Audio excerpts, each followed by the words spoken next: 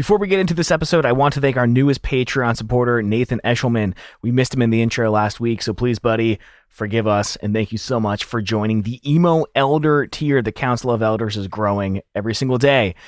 And a quick note about this episode, you might hear a couple references that are out of order because we had to last minute pull this episode forward to cover this week's episode, but it's a really fun one. Set Your Goals is so good, and I'm stoked to talk about it. Let's start the episode.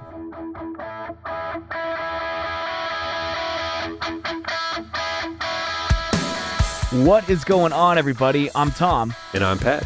We're best friends, and you're listening to the Reminiscent Podcast. All right, we are hot off of... What did Jeremy call us on Twitter? He called us cowards. Whoa.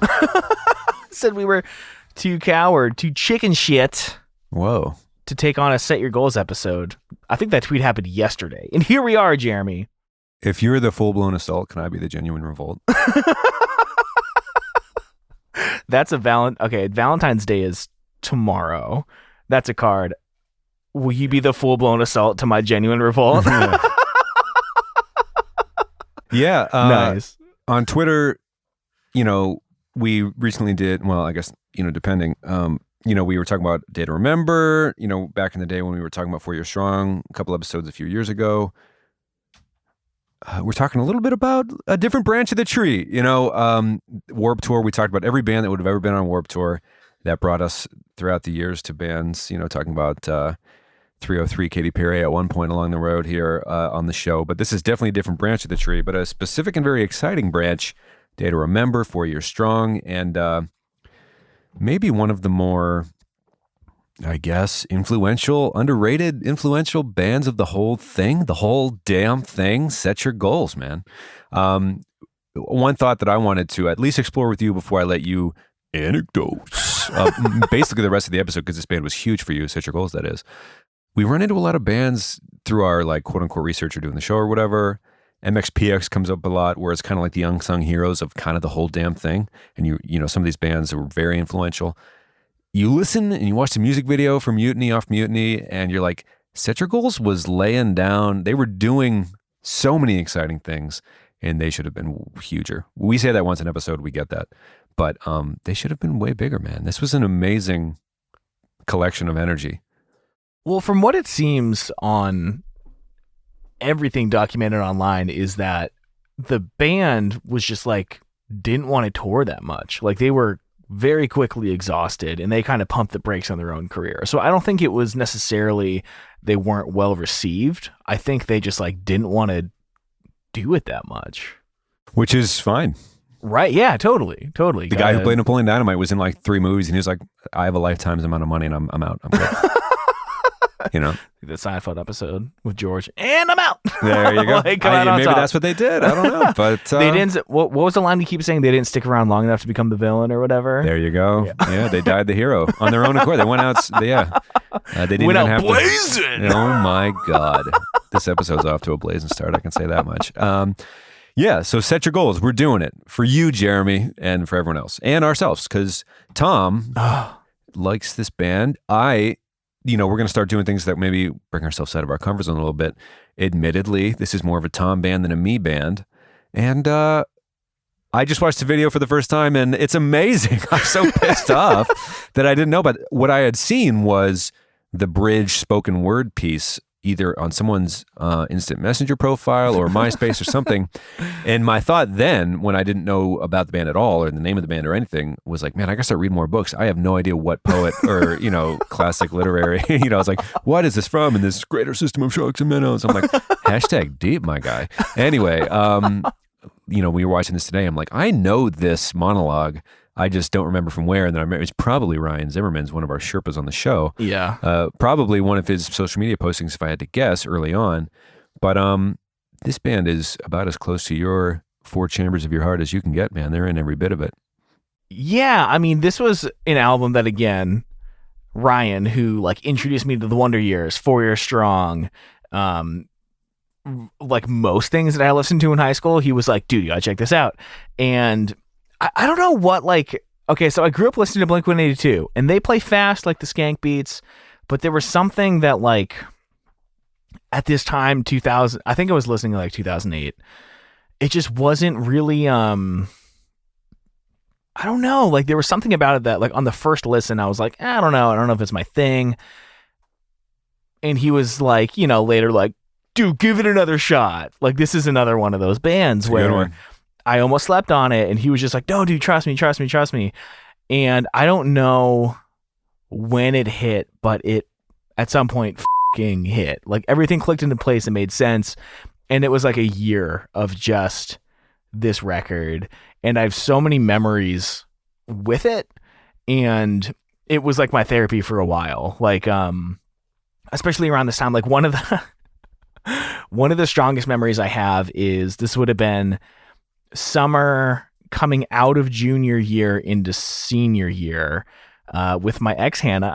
We were on a trip in Maine at Acadia State Park with her family. It was like her mom and dad, her sister, beautiful part of the country. Oh my God, it was amazing. Her grandparents were there, her aunts and uncles, her cousins. Like it was a huge family thing. There were 2 houses rented on the lake, and I just like cannot be around that many people that consistently. And I remember being up at like the upper house with the whole family. They were like eating dinner and like hanging out. And like, I just get fatigued like very quickly around big crowds of people. And I was like, I hate to seem like an asshole, but I need to go be alone in that lower house for like, just give me 15 minutes and I'll be fine. And not much has changed, but in that 15 minutes, I went into not my bedroom. I think Hannah and her sister shared a room. I think I might have had my own room, which, whatever. Don't even want to go down that rabbit hole of wishing I could have stayed in her room. Obviously wasn't going to happen on a family trip, but I went into her room. It's a good high school boyfriend move to be like, oh, it's no problem. Yeah. Yeah. I'll sleep on the couch. Right. No, I get it. So I go into her room to sit on her bed just to feel a little closer to her. And I put on Mutiny and I sat there in silence in an empty, dark house with like 20 people at the other house, just like with my headphones on, just silently listening. And it like gave me that little bit of pep I needed to go back up there and face the crowd again. So there's like inspiring you to revolt against the people who invited you on their very swanky vacation.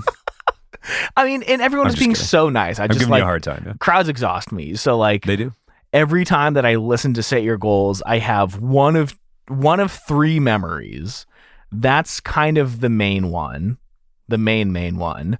And because it happened in Maine. Hey-o. Beautiful country. God, yeah. Ooh, not that I like hiking. You're on a lobster roll, my guy. Those jokes are killing me. God.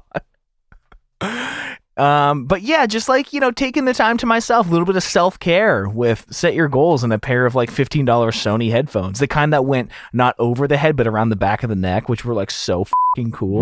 My favorite by far. Oh man. Clean, baby. Loved them. And comfy.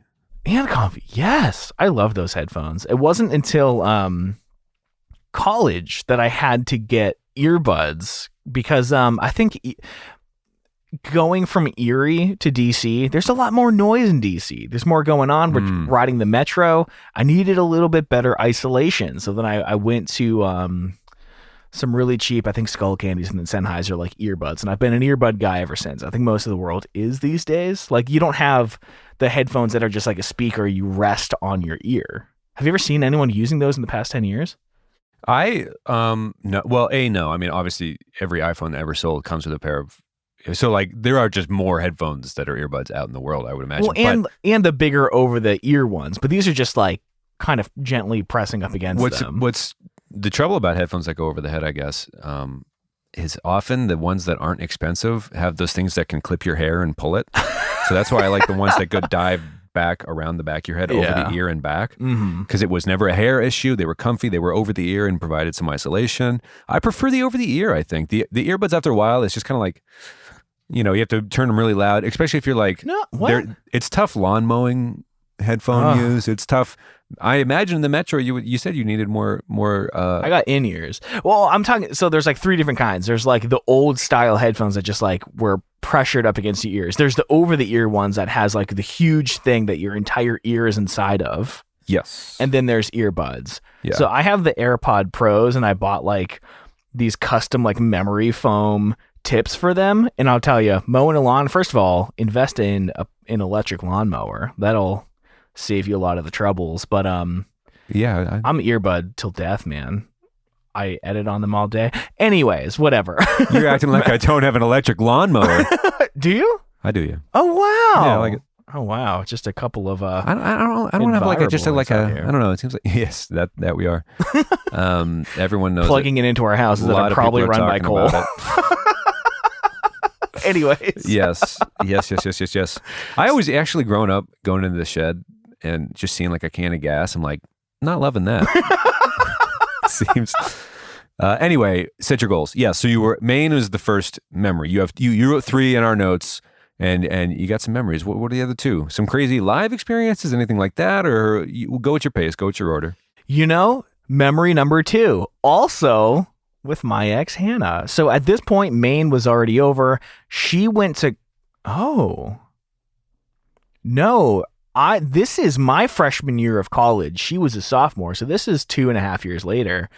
She ended up transferring from a college in Maryland to a college in Virginia outside of Fredericksburg, Mary Washington, and I would either take a bus or a train down to see her, and she would obviously just like have class, so I would try to hang out in the meantime. I found a skate park. And I kept thinking I haven't skated since I was 13. There was like a summer where I skated a little bit. There's a little skate park in Fredericksburg, and I remember like very vividly listening to this, probably on that same pair of headphones, listening to Mutiny at the skate park, and looking over and seeing a kid. I thought he was drawing on his arm with a pen. And we were the only 2 people there, and I went over to say, hey. Turns out he was fucking tattooing himself at a skate park with the homemade tattoo machine made with a Bic pen, a sewing needle, and a little Play-Doh can that he was stepping on to make the thing run. And he taught me how to make a tattoo machine. Oh my God. And I'm just like, and he was making this like a Celtic knot, and he was just fucking freehanding it with like a prison tattoo machine. And it looked so bad, dude. Had he ever been to prison? Did you talk about his like journey through? He was like art? 16. Oh my God! It was like a child. Wow, tattooing himself. He's seen some shit. I ended up like giving him a ride home. My mom just multiple times let me take her Honda CRV and just drive across the country alone with it when I was like 17, 18, 19. So like. Yeah, lots of memories of Hannah, a random kid just tattooing himself outside at a skate park. I had seen them a couple of times. They were on a really awesome tour. Ryan and I drove to Peabody's. Is this memory 3? This is memory 3. Okay, I'm excited about. I'm jealous of these Cleveland trips. I gotta say. Yeah, Ryan. He would take his mom's old van, put in the work, but I want to be Ryan in these stories, or I want to be Tom in these stories. I don't know. So there was a summer. There was a summer where we saw fireworks like 3 times. We saw them in Erie, we saw them in Cleveland, and I think we saw them. I think we might have gone to Pittsburgh and saw them again with someone. But there was a tour with Set Your Goals, 4 Year Strong, Fireworks, The Swellers, and Gravemaker. I don't remember Gravemaker, but The Swellers, Fireworks, 4 Year Strong, and Set Your Goals. Holy shit! This was summer of 2009. Oh, we had man. just graduated high school. Yeah. And driving to Cleveland to see some of our favorite bands, and all at once. Every band you've ever loved. And it's interesting because, like, when we think of 4 Year Strong, Jeremy, who we're doing basically this whole episode for, brought up the comparison between 4 Year Strong and A Day to Remember, and I just think they're polar opposites. But okay, we've been starting lately on the show to talk about like branches on the tree. You have to admit they're at least in the same. I don't agree. I don't agree. Ooh, expand. It's too different. Like, they were more hardcore when 4 Year Strong was more easycore. And I think it's crazy that I didn't even really associate Set Your Goals with 4 Year Strong. But if you listen to the guitar parts, like every chorus is just kind of a breakdown with lyrics over it. I think if we're looking at a family tree here, Set Your Goals and 4 Year Strong are siblings or at least cousins, whereas A Day to Remember is like, you know, a kid who lived down the street that you'd hang out with, like, you know, on Martin Luther King Day when you don't have school or something. You know, you go hang out with the kids from the different school that live down the street, is what I think anyways. And I think this band is just as good as 4 Year Strong. Like, this song Mutiny is just as good as any of 4 Year Strong's best songs. I think 4 Year Strong just stuck with the touring, so they had more time to develop and like gain an audience. So you're saying, I just want to get this right. You're saying 4 Year Strong and A Day to Remember don't sound anything alike? No. Are you saying that 4 Year Strong and Set Your Goals don't sound anything alike? No, they sound very similar. Okay. So you're not, so what you're asking the greater audience at _reminiscent FM, if you want to chime in, they're not even on the same branch. A Day to Remember doesn't belong in this conversation at all. They might have shared like a great grandparent. Okay. Which might be Blink-182. Oh my God. The argument here is that it's faster paced, gang vocally. I could see where of the three, Day to Remember's less close than the other two are close. But watching Mutiny, it's interesting having the perspective of hearing those other two bands for years and then being like, oh, I can hear so many elements. Like for me, it was such a blank slate situation where I was like, oh my God, this is everything. This would have been, you know, so would have been your favorite song. Yeah, no, but closer to 4 Year Strong, I think probably. If that's what you're saying, I definitely. Well, I will say the performance style. We'll get into the music video, but the performance is very got the dual singers similar to the way Jeremy would perform with the arms in the camera. They're not. They haven't quite grown into their performance yet, like as we've kind of talked about with Jeremy in the Since You've Been Gone music video. But they're putting on a show. And the dual singer thing definitely adds to the 4 Year Strong sound alike. I do want to. So we've had quite a few dual singers on the show. Forever the Six Kids has like 3. We talked a little bit before. Shout out to Forever the Sickest Kids, man. My favorite band I've learned doing this. Whoa, it might be my number one favorite song of all time. And the way good. She moves away. So, I think we've talked about it a bit with Blink-182. Mark and Tom are different enough, but also similar enough. Blink-182 with Matt Skiba, not having listened to Alkaline Trio, the first time I heard Bored to Death, I thought it was just Mark Hoppus the whole time. Like, too similar. On the same note, I also didn't know there were 4 singers of Forever the Sickest Kids. I thought there was only like 1, maybe 2. I always thought there was 2 brand new singers. The way Jesse Lacey would change his voice during the scream. I thought there was like some weird bassist that was screaming. 4 Year Strong has 2, and they are similar but different enough. Yeah, it's interesting. You know, it's weird when like publications like Vox try to break down like Kanye West's style or something, but I was watching some video on Facebook where it's basically breaking down like how he treats the voice like an instrument. And through that lens, it's interesting to think about like Mark and Tom being so different that they add 2 separate different instruments to the whole equation. But was 4 Year Strong different enough to be 2 different things? But even the ones that sound similar, it's the voice is another instrument that adds a whole nother thing and kind of makes the band what it is. Paramore being a very glaring example of that. We talked about that pretty recently. But so you're saying these dudes are an example of an A and a B, or 2 very similar? So I think it's an A and a B, and I do remember quite a few people having a strong preference of one singer over another, and it was this. I think it was even more egregious with Man Overboard later on in the scene, 2012. I think that was. The one guy is like a rougher vocalist, and then there's like a more nasally one. I love both of them, but I do remember people being like, man, I wish it was just that one guy. But then it wouldn't be the same band. They wouldn't be able to accomplish the same things vocally. So like you need both. I don't think not quite as bad. Well, as especially when you have the gang vocally bands, you need a second person. Because like what's weird about, I guess, Say Anything and some of the bands where it's pretty obvious that the one singer's doing the backups as well, I guess. Like My Chemical Romance is interesting. You get the long-haired guitarist Toro pretending to do what Gerard Way was doing on the track. And you get like the one person who can sing in the group that is doing all the vocals in the actual studio. But yeah, live, if you have a lot of gang vocally stuff going on, you need at least someone else with a mic to do attempt the screaming live. Oh, we got to talk about one of the biggest examples, Taking Back Sunday, especially with the Fred Mascherino era. He and Adam were like, you can clearly tell who was singing at the moment but they also like meshed so well together. Yeah. Fred being a little rougher, even John Nolan being quite a bit rougher. Yeah. Adam being like the higher pitched, whatever. But Set Your Goals did it gang vocally, but well. I guess like, okay, land a lot of great talking about like, but what's your perception of what Take the Set Your Goals was and what, how they accomplished that? I think they did it well. I just know that there were some people that didn't love it. I guess really what I'm trying to get out of this is like, what did everyone listening think? Like, did you think that like they were similar enough or too different? Was the one guy too nasally for your preference? Like, I like them both, but I just remember hearing a little bit of rumblings about that. For the song we're talking about today, Mutiny on Mutiny, great title track. If we ever do the title track draft, by the way. I think if nothing else on this song, it definitely works. Yeah.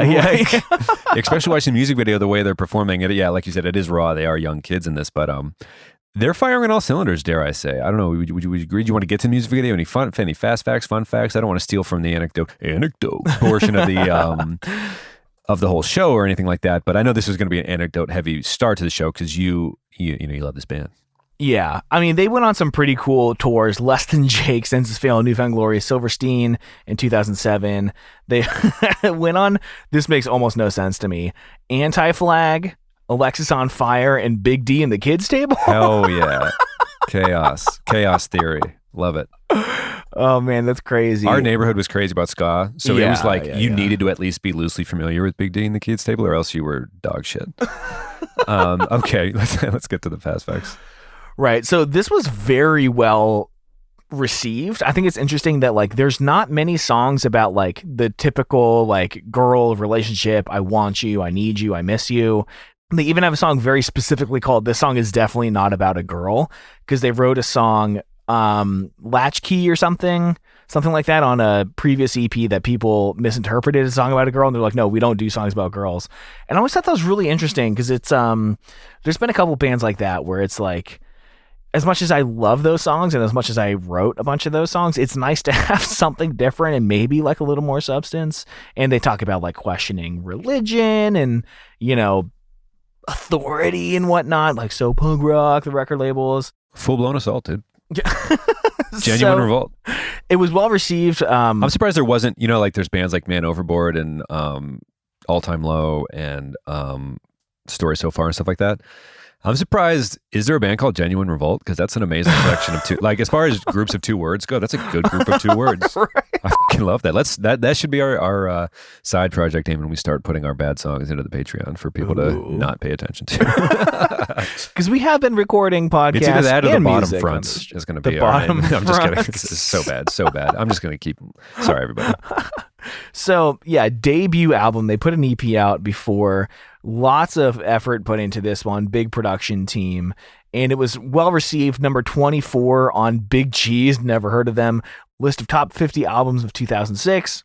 It was featured on 3 of Best of Pop Punk Albums list. Number 31 on BuzzFeed's 36. I hate this title.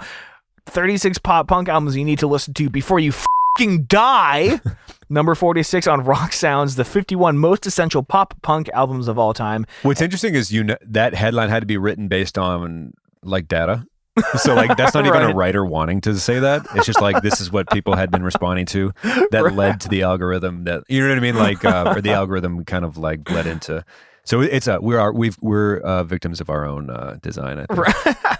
Number 49 on Kerrang's the 51 greatest pop punk albums of all time. Similarly, Enemy listed the title track as part of their essential pop punk playlist. So people fucking love this record. The reviews are high praise. And I think it was just me and Orion that I can think about that were really listening to this in high school. I went to a super small college where everyone was listening to Kanye and shit anyway. So, I didn't really have anyone other than Orion to be fair, to listen. The world was listening to Kanye and shit at the time. Pretty popular musician. Yeah. Who uses, according to Vox, and only Vox is the only way I get my Kanye news, he seems to use his voice as an instrument. But the song is about record labels. Apparently they had like a really hard time with their label Eulogy, who like didn't pay them anything, any royalties, and they ended up being able to bail and get signed to someone else. They're pretty mad at labels in this song. Yeah, and it's funny. I don't want to jump ahead, but yeah, you telling that it's just like, I wonder why they were so mad at labels. right. And this, this spurned a lot of controversy. I keep saying spurned. That's not the word I mean. Spawned a lot of controversy. It was like, they're on a label. And like, there was this whole debate around this time where people like so seriously took this concept of like selling out and like, oh, how can you say f a label when you're on one? Like you're whatever. I did hear people talk shit as if any of that shit matters. Let me break in real quick to thank our Council of Elders. These are our top tier Patreon supporters, the Emo Elders. In this group, we have Andre Prevost, Johnny Leftwich, Jason Carey, Anonymous, Chris Lukey, JW Johnson, and Nathan Eshelman. Thank you all so much for joining the Patreon, and thank you to every single person who was there and every single person who is listening to this podcast. We truly, truly, truly appreciate you. We are starting to tease some super secret projects on the Patreon. You can check that out at patreon.com/reminiscent. We also do a post show, like a 10 to 15 minute episode every single week for the Patreon supporters, and video AMAs, all kinds of behind the scenes photos and videos. So if you're interested, again, you can check it out at patreon.com/reminiscent. But thank you all for being here, and back to the episode. But anyways, the music video. Let's do it. Yeah, it's fun. Let's do it. So the album art for Pirates, this... Mutiny, great cover. Can we talk about this? I've been getting away from bringing this up every time we do these types of things. Lovely album art. Mutiny, so good. Self-titled. There's a fucking pirate theme going on. Treasure and they map. bring the pirate theme into the freaking start of the music video. I love it. It's simple, but it's just like, yeah, Pirates, Mutiny. I'm in. It helps that it's great. Yeah. If it was bad, it'd be like, we're the pirates who don't do anything or something like that. It'd be like way different, lamer pirate. Actually, those that were cool pirates too. Actually, pirates are generally very good. Let's Relient K, or the Relient K cover that. Honestly, did they write it? Muppets, Treasure Island's great. Pirates of the Caribbean, 2000s. Pirates are dope. Here, sidebar. 2000s, great time for pirate media. Pirate media. Pirate radio came out in the 2000s. Oh, so... Yeah, and also we want to talk about Mutiny because we talked about Riot, great album name. Mutiny came out a year before Riot. You got Mutiny, then you got a Riot coming. Influential band. And then you got Panic. The MXPX of 2006, dude, or 2004. So it's pirate themed. They're in their tour van and they're... Yeah, lots of exclamation points getting tossed around. Attack, attack. Attack, attack. Awaken North Wind from Erie, if you remember them. Actually, if you heard that, please tweet at the show at _reminiscent and be like, I saw Awaken North Wind. Those were my friends. I grew up with those guys. Yes. They did a couple tours and they toured Japan and all this stuff. Oh wow, good for Awaken North Wind. Self-booked. Awaken. Dude, Brian booked worldwide tours Morgani? himself. Yeah. Oh. We should do a Brian Morgani episode. I know. Just for the Erie listeners, I know. Man. There's so much to delve into there. Cool. Good for them. He's a crazy successful graphic designer now. Good. Yeah, very artistic mind. He's done like brand new Shout out to stuff. Northeast, I guess? Yeah. Shout out to Grapes in general. Grapes. Some Grapes little- are f***ing dope, dude. got it. Concord, Oh my motherfucker. God, So, okay. It's more of a dessert wine. Just some... That one was for Steve and whoever else from areas listens to the show. Let's get back to our regularly scheduled programming now. So they're pirates. They got eye patches on. They just raided the Halloween store. Plastic swords. And they're driving down the street like pirates. And they get to a really fancy X marks a spot written in chalk in the middle of the street. They get out and they are filled with joy as they stomp on this X, but don't actually find anything. It's just like stage blocking for where they were supposed to stop X the marks van. the spot of where they're going to start the revolution. Dude. This is a full-blown Maybe. assault. It's where the revolution begins. That's right. Yeah, they get out and it's like kind of a GoPro pointed at the sky and they're like kind of rap handing at the camera. And yeah, the first like... There's definitely a lot of camera up at the band. Yeah, Kind of yeah. like...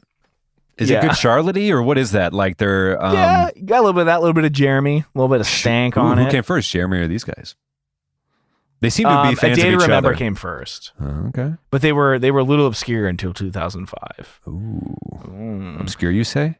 Anyways, they start dueling each other. It's like a little bit slow-mo, really like low budget vibe throughout the whole video, but like it's the lowest budget at this point.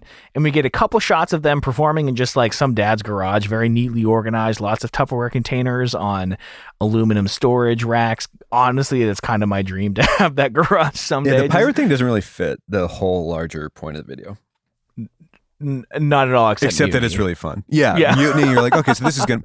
Yeah, they abandoned that ship, AO, immediately. Sorry, didn't deserve an AO, especially a self AO. So anyway, yeah, they get rid of they jump from the pirate. Shit, I can't stop doing it.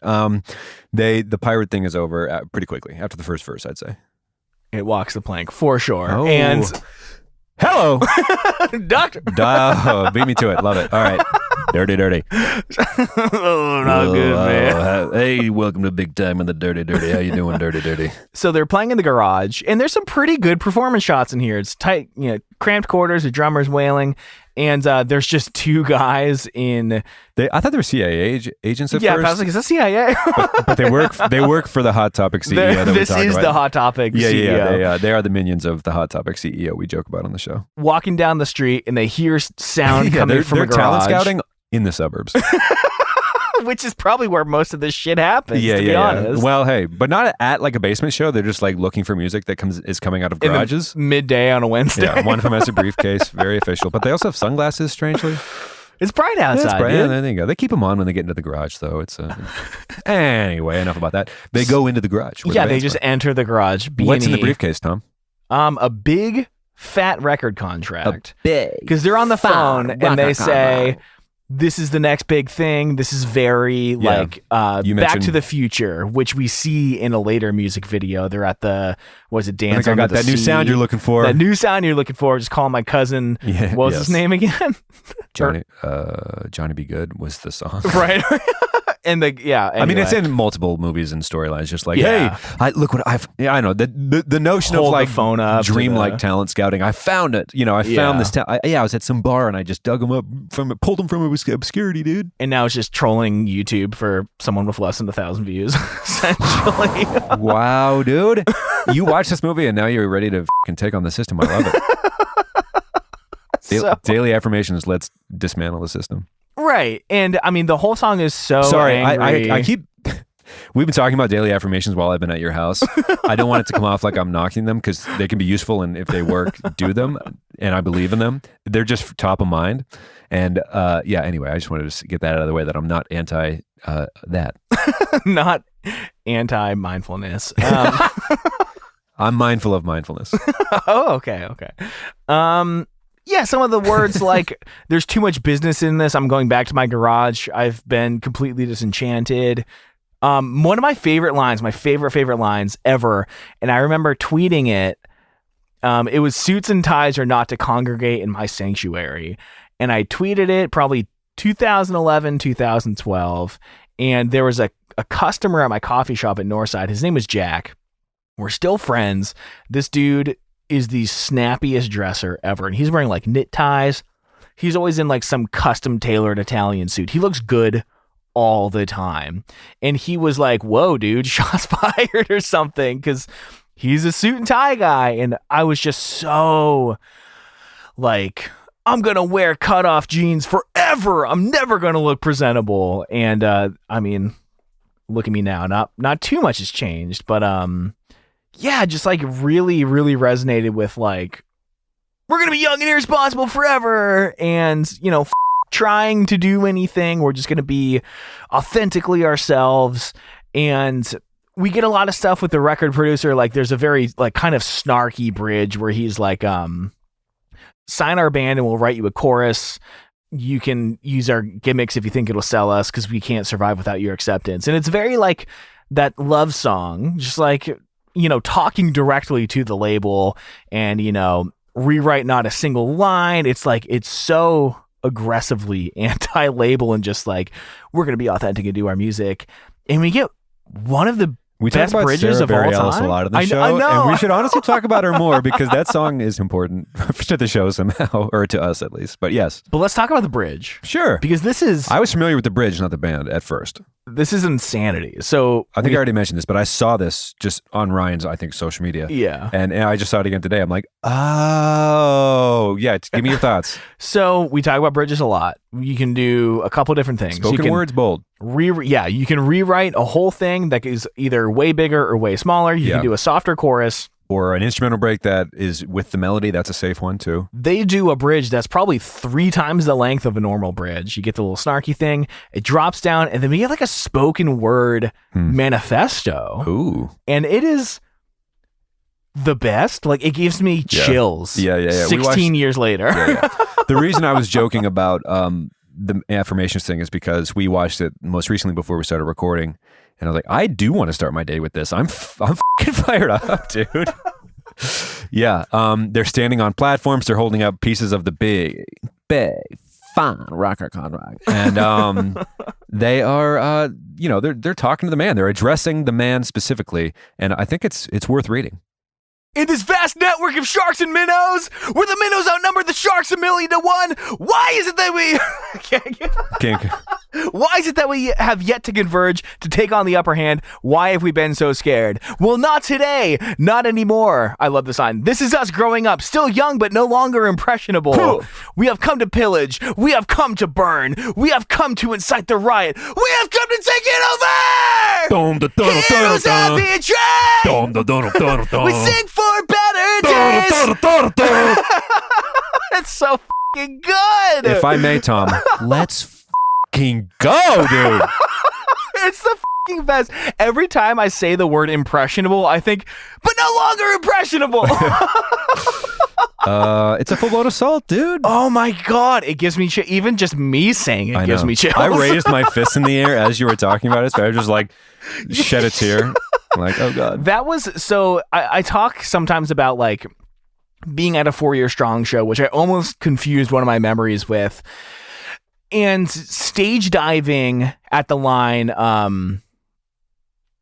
sad enough to say that alone we can barely let a match, but together we can burn this place down. And when we team up, and you get that gang vocal, and I dove off the stage, but like I was so in the moment that I didn't think about like spread yourself out for the maximum surface area. I fucking dove like I was going into a pool and no one caught me.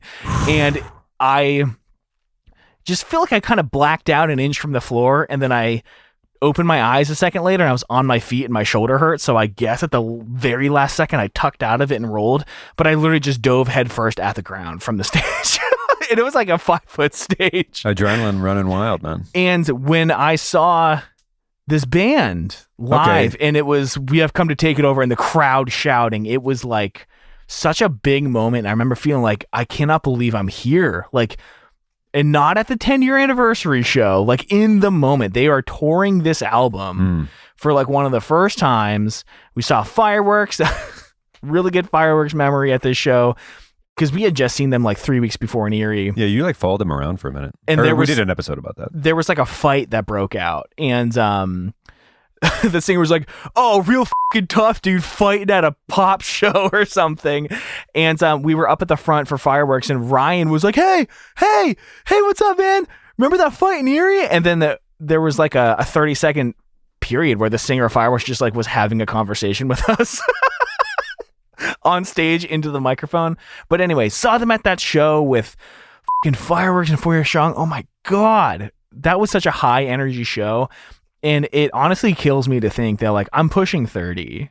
I'm never going to be that 17-year-old stage diving and crowd surfing again, ever. That makes me so horrifically sad. I know there's still things to look forward to. You're still a young person. But like, I'm never going to be that person again at a Set Your Goal show. Yeah, but screaming, we have you come tried to your hardest. Incite the riot. Yeah, but you have the memory of doing it. Like, you didn't miss that show. You were there at it. I know. Growing up it's really hitting me hard lately. 30's a tough one. A lot of sitcom episodes. Make a list and run a triathlon or something. Sure, I'll get right on that triathlon. Maybe an Ironman in the meantime. But yeah, so after this whole bridge, I guess the drummer pulls like a dynamite plunger, and all the papers go flying around the room, and we have 10,000 sheets of paper being blown around in fans, and they're performing, sheets of 8.5 by 11 flying all over the place. And it's low budget, but it's really fun. It's very well done. Yeah, what's interesting is they didn't wait or save any of these ideas for an album with a bigger budget or a video with a bigger. They were just like they shot. Yeah, they took the Sharks and Minnows thing, and it landed, and it just like it was shot on a freaking flip cam. It seems like, but like they pulled out the best punch or the right hook they had at the time, and I'm so glad they did, because it seems like they just like bowed out on their own accord. More power to them at some point in the years to come, but a lot of interesting shows and interesting tours, and I'm glad they got this on tape, on video, on recording and audio form. In stunning 240p. Hell yeah. Yeah, man. But how's it end? One of the guys. One of the members. Sorry. I got caught up in. My heart's still kind of beating from the monologue. This turns out to be a dream music video, which is one of the tropes that we're finding to be common, but a fun surprise every time. It's surprising every time. Probably the most famous example for our show is Jamie All Over, where they're not in Vegas after all. But yeah, it's a good dream one. He's on the couch. He had fallen asleep reading a magazine or something. He's like, "Hey man, we got to practice our music." And he's I had this weird dream, and I think the funniest thing. But in his dream, in his biggest dream, he's just practicing his music anyway. Which it's kind of wholesome to think about. He's just like, I get to wake up and live my dream. So good for them. I think what was so funny about that moment was like he's sleeping under like a towel that was clearly just stolen from a hotel or something, like one of those cheap, rough white towels. And it makes me think of like when you guys slept over at my house, there were just never enough blankets. And Zach tells this story, and I feel so awful about it. One night, we fell asleep in the living room, probably watching Benchwarmers or School of Rock, because that's all we ever did. And I had like this tiny little like Afghan blanket, and he was sleeping on the floor with nothing. And it got so cold in the middle of the night that he like scooted up to the couch and tried to like put some of the blanket that was hanging down off the couch like over his legs, because he was just shivering. And it just makes me think of like, some poor kids, they don't have any blankets, so he just has a towel on his legs and like a newspaper over his arms to keep him like kind of a bum that's like living inside somehow. He wanted to come sleep over, but the sleep thing is pretty on you. No pillows, no blankets. I remember the blanket you're talking about too. I was like, anyway, I remember also not using it that night. No, just kidding. Well, I would love to talk about Set Your Goals more, because I think they have a lot of really good songs.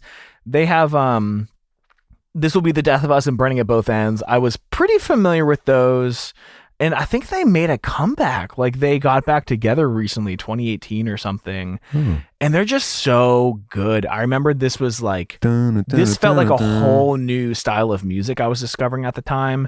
It was fast, but it was breakdowny. It was like super rhythmic. It felt like I was onto some really new shit at the time. Just made sense, man. It did. It was like, you talk a lot about like, this is somehow the record I was waiting for. Yeah. And like, I almost passed it up because it was just like, again, how dissimilar is this from A Day to Remember or 4 Years Strong? But it was like, I don't know, man, it's just like a little different. And turns out it's all the same shit. Like, I mean, in the AMA we did for Patreon, someone asked like, how do you consume records? Like, do you go front to back? And I'm like so loyal to just like, I'll listen to one record front to back for like 6 months at a time. And it's really hard for something else to break that cycle. And I think that's probably just what happened. I don't know what I would have been listening to in 2008 or whenever this was, but it had a hard time getting in. But once it was there, it was like, it was this in the Wonder Years. It might have been Riot. Nonstop. Yeah, probably actually. Riot and All We Know Is Falling. Lots of good memories with this album and Get Stoked On It. You I went was from working one at single word exclamation point album to the next, just seamlessly. I was working at this haunted event space, and I remember listening to this album and Get Stoked On It, which had an exclamation point. Hey, well, you were in that posy-core like lifestyle for a minute, so you were like living, practicing what you were preaching with the exclamation points there. And then I met a girl, and I was just in the gutter ever since. Yeah, there were downs as well. There were downs immediately after I met that girl, and they haven't really gone away. But We're gonna pick it right back That's up. right, 30 is baby. gonna be my year. It's gonna be our year, boys. Yeah, I'll Remember see you in that? Cleveland, baby. All right, that's pretty much. I think that's the show for this one. Yeah, I would love to hear what people think of this song and of this band. I can't imagine anyone would have anything bad to say. What's your about favorite this. piece of pirate pop culture from the 2000s? I think there's a lot to explore here, Tom. Yeah, And no shortage of things, turns out. you got a song of the week? I actually do, but this is definitely an example of me reminding myself to get into something. The studio album by Julien Baker, Little Oblivions. I haven't really paid hardcore attention to Julien Baker since Sprained Ankle. Just So can't handle it. yes, you're right. I'm a little afraid to, but I'm just going to hit track 1, Hardline, just to remind myself to really get into it and revisit her. She's been on quite the journey since. A lot has happened to her and for her. Great Tiny Desk, etc., among other things. Joining up with Phoebe in the gang. But yeah, I want to get back into Julie and give her like another fair chance. Like, because a lot of time has passed since 2016. This show has grown a lot in that time. You know what I mean? Anyway, so that's me. But I'm not necessarily recommending it. I'm just reminding myself this is an example of one of those songs of the week for me. Well, just today, my friend Tyler and Youth Fountain put out a song called Peace Offering. Everything they do is really, really great. Some of the saddest shit you'll ever hear behind really high energy music. I love Youth Fountain a lot. They put out some good music. Just had a good acoustic EP come out. And if you haven't checked them out, I would strongly, strongly encourage it. Actually, their band name used to be Bedroom Talk. Whoa. But when they got signed to Pure Noise, they were like, there's already some nothing band with the name and we don't want to get sued, so just change the name of your band. And he was kind of horrified because Bedroom Talk is a really good band name. But anyways, let's do the post show for our Patreon supporters. I'm fired up, man. Yeah, I'm ready to record 4 more episodes. Yeah, dude. Well, thank you all for being here. Really appreciate it. It's fun. We probably wouldn't have done this song if Jeremy didn't tweet at us. And yes, which is a dangerous precedent because there's a lot we haven't got to. But and Pod Goes Punk was like, is that all it takes to get an episode out? If you call you cowards and go do if we're it? afraid to listen to Julien Baker, we're afraid to delve back into a lesson in romantics. So just we'll get there. We'll get there. I promise. That's the one. That's one of the ones similar to Where You Want to Be, where it's like, I know we're gonna. Yeah. But it's just gonna take a lot. So yes. Anyway, it was a fun one. Yep. Love you all. Talk to you next week. Love Bye. Yo, what a fun episode. I hope you don't mind us just scream singing at you for minutes at a time. But this is such a good track from this era. How can you not just scream that whole bridge? It's so utterly perfect. And I'm really glad that Pat finally got a chance to hear this song. Please hit us up at _reminiscentfm. Let us know the name of the Sherpa who first introduced you to this song, and we will all thank them together. We'll talk to you all next week. We love you all. Stay safe. Bye, everyone.